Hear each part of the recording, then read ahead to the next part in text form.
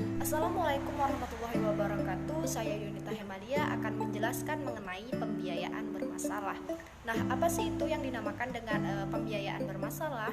Nah, pembiayaan bermasalah merupakan keadaan di mana nasabah tidak dapat mengembalikan sejumlah dana yang dibiayai bank berdasarkan akad yang telah ditetapkan sebelumnya. Jadi, pembiayaan ini berisiko gagal sehingga menyebabkan kerugian bagi bank itu sendiri. Nah, kemampuan membayar angsuran bagi nasabah digolongkan kepada 5 jenis. Yang pertama adalah lancar. Apabila pembayaran angsuran tepat waktu, tidak ada tunggakan, kemudian sesuai dengan persyaratan akad, dan juga selalu menyampaikan laporan keuangan secara teratur dan akurat, serta dokumentasi perjanjian piutang lengkap dan pengikatan agunan juga kuat. Nah, yang kedua yaitu adalah dalam perhatian khusus. Nah, apabila terdapat tunggakan pembayaran, kemudian angsuran pokok dan atau margin sampai dengan 90 hari, dan juga selalu menyampaikan laporan keuangan secara teratur dan akurat, dokumentasi perjanjian piutang lengkap, dan juga pengikatan agunan secara kuat juga. Kemudian pelanggaran terhadap persyaratan perjanjian piutang tidak prinsipal. Nah, yang ketiga yaitu adalah kurang lancar. Nah, apabila terdapat tunggakan pembayaran angsuran pokok dan margin yang telah melewati 90 hari sampai dengan 180 hari. Penyampaian laporan keuangan juga tidak teratur dan meragukan. Sedangkan dokumentasi perjanjian piutang kurang lengkap juga, dan pengikatan agunan kuat, sehingga terjadi pelanggaran terhadap persyaratan pokok perjanjian piutang, dan juga berupaya melakukan perpanjangan piutang untuk menyembunyikan kesulitan keuangan tersebut.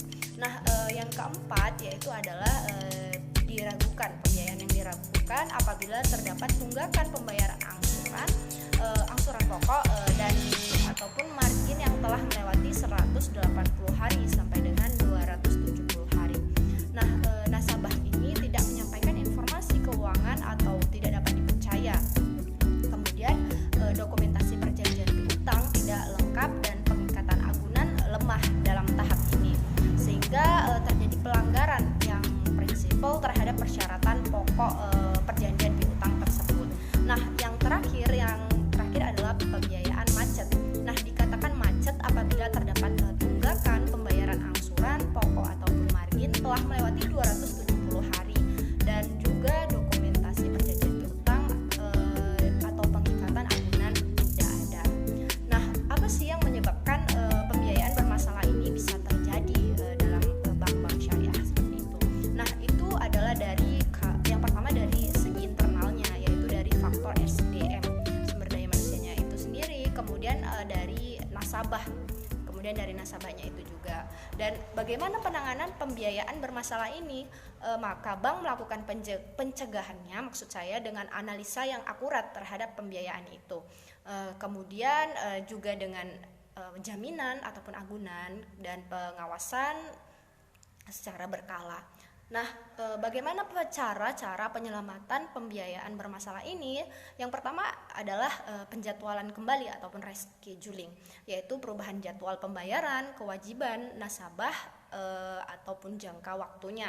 Nah, yang kedua yaitu adalah dengan persyaratan kembali, yaitu reconditioning, yaitu perubahan sebagian ataupun seluruh persyaratan pembiayaan, perubahan jadwal pembayaran, kemudian jumlah angsuran, jangka waktu, ataupun pemberian potongan sepanjang tidak menambah sisa kewajiban nasabah yang harus dibayarkan kepada bank tersebut.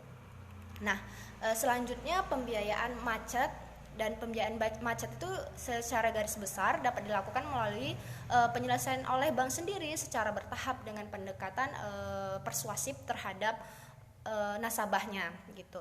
Nah, jadi apabila tahap pertama tersebut tidak dapat dilakukan, maka dapat digunakan langkah penyelesaian melalui kantor-kantor lelang, kemudian badan peradilan ataupun al-qadha, kemudian penyelesaian melalui badan arbitrase dan lain sebagainya. Nah, itulah penjelasan saya mengenai pembiayaan bermasalah. Sekian dan terima kasih. Assalamualaikum warahmatullahi wabarakatuh.